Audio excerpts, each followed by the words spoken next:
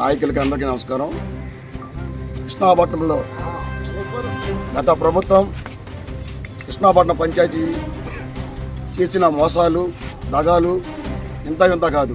అది ఎలాగంటే కృష్ణాపట్నం పంచాయతీకి డెవలప్మెంట్ కోసం చుట్టుపక్కల కంపెనీలందరినీ కలిసి కృష్ణాపట్నం పంచాయతీకి సిఎస్ ఫండు, అలాగే కృష్ణాపట్నం ఆదాని పోర్టు వారు ఇచ్చిన అమౌంట్ 4.5 కోట్ల రూపాయలు అంతే పంచాయతీకి కృష్ణాపట్నం పంచాయతీ డెవలప్మెంట్ చేయమని ఇస్తే, గత ప్రభుత్వం వైసీపీ ప్రభుత్వంలో ఇక్కడ ఉన్న నాయకుడు ఉప సర్పంచి ఆయన వ్యక్తి కృష్ణాపట్నం పంచాయతీ నిధులన్నీ కాజేసి ఆయన సొంత ఖర్చులకి బిల్డింగ్లకి కట్టుకోవడం జరిగింది.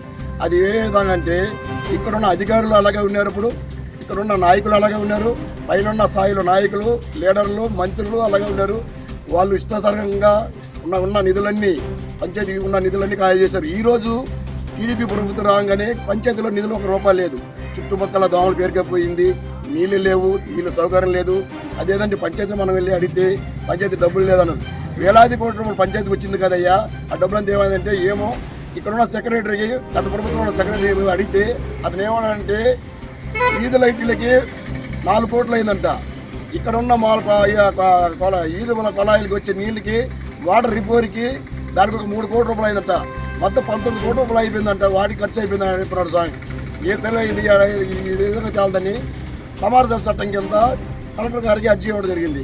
కలెక్టర్ గారు అర్జీ ఇస్తే కలెక్టర్ గారు స్పందించి ఆయన ద్వారా మామూలుగా ఇక్కడ ఉన్న కార్యదర్శులు సస్పెండ్ అయ్యారు, 2 సస్పెండ్ అయ్యారు. అయినా కూడా సస్పెండ్ అయ్యడానికి మాకు వాళ్ళే సస్పెండ్ వెళ్ళిపోతారు. వాళ్ళు 2-3 నెలల నుంచి డ్యూటీలో జారీ అవుతారు. ఇక్కడున్న పరిస్థితులు ఏమంటే కృష్ణాపట్నం పంచాయతీ నిధులు లేవు. నిధులు ఆయన తినేశారు. నిధులు తిన్న వ్యక్తి మాత్రం హ్యాపీగా జల్సాగా తిరుగుతా ఉన్నాడు. ఆయన కార్లకి తిరుగుతా ఉన్నాడు. ఆ నిధులు రావాలని ఇప్పుడున్న మన టీడీపీ ఎమ్మెల్యే గారికి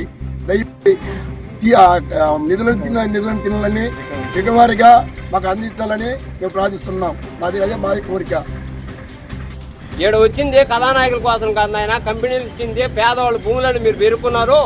దయచేసి కృష్ణాపట్నం గ్రామ ప్రజలందరికీ న్యాయం చేయాలంటే మీరు నెల ప్యాకేజీ, నెలకు బీఫ్ కట్ట 3,000 రూపాయల ప్యాకేజీ ఇవ్వండి. అది న్యాయం అవుతుంది. కానీ నేను ఈదుగులను కూడా డాన్లు పెట్టి మేపుకుంటే అది న్యాయం కాదు.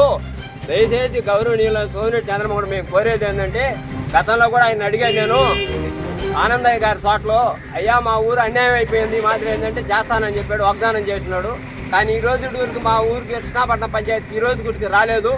కనీసం మేము ట్రాన్స్ఫారాలు మా భూములు మేము అడిగించుకోకపోతే కర్ణాల మీద తెలుగుదేశం మీద 10 మంది మీద కేసులు పెట్టున్నారు. ఆ 10 మందికి ఈరోజు ఎందుకు కేసులు పెట్టారని కూడా ఈరోజుకి ఎవరి మంత్రిగా మమ్మల్ని అడగలేదు.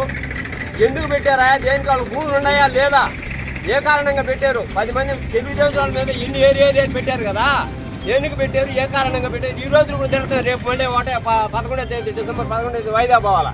3 సంవత్సరాలు తిరుగుతాం. మా బాధలు ఎవరు చెప్పుకోవాలా? మాకు భూములు ఉన్నాయా లేదంటే ఈ ప్రభుత్వం ఉన్న వాళ్ళందరూ లేని వాళ్ళ మీద కేసులు పెడితే మేము బరాయిస్తూ తిరుగుతున్నాం. కాకపోతే ఈ రిలయన్స్కు భూములు కేటాయించారు. 2,700 ఎకరాలు కేటాయించినారు.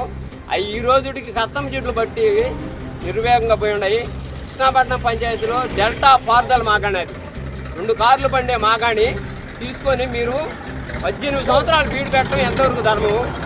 ఏ ప్రభుత్వం అయినా దాని చర్యలు తీసుకొని ఎలక్షన్ ముందు చెప్తున్నా కానీ ఎలక్షన్ అయిన పాటు ఏం చెప్పడం లేదు. కాబట్టి దయచేసి ఆ కంపెనీలకు ఇస్తారా భూములు, లేదంటే రైతులు సాగు చేసుకునే దానికి నిర్భేదంగా బంగారం పండే భూములు మాయి. ఎక్కడ నెల్లూరులో ఒక చుక్క నీళ్లు వదిలినా కానీ మాకు పాదులకు వచ్చేది. 3వది కొటాయి ప్యాకేజీ. కృష్ణాపట్నం 750 ఎకరాలు సాల్ట్ ఫ్యాక్టరీ తీసుకున్నారు. దాని మీద లేబరు తలారం ప్యాకేజ్ ఇస్తానని చెప్పారు ఆ రోజు. ఈ రోజుకి 1 రూపాయి ఇవ్వలేదు. ఈ వచ్చిన ప్యాకేజీలు ఏం చేస్తున్నారో ఎవరు తింటున్నారో దేవుడు తెలవాలా. ఇక్కడుండే దరిద్రులు అందరూ అల్లాడుతూ ఉన్నారు.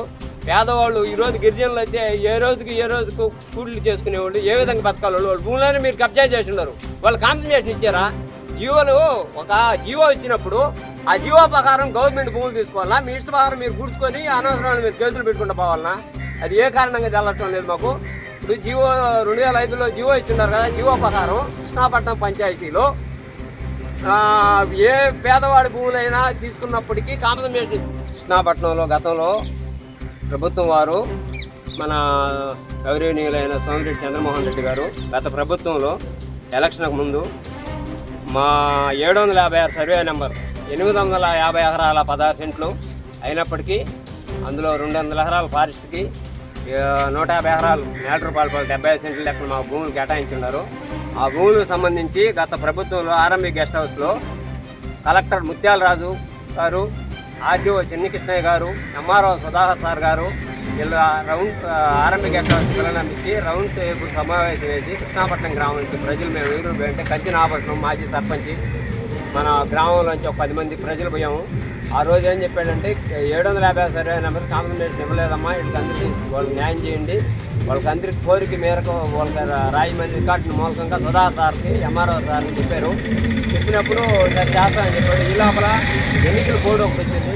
ఎన్నికల కోడ్ వచ్చిన తర్వాత ఆ రోజు మా ఊరు గిరిజనులకు చెక్కులు పంపించి ఆ చెక్కులు తీసుకొని మా కోదండ అంటే ఆ చెప్పాడు ఈ మాదిరి చేయాలని అడిగాను నేను. అడిగితే ఆయన ఏం చెప్పాడంటే కృష్ణాపట్నంలో చేస్తాడు, ఆయన ఏం కాదు మా పని అన్నాడు.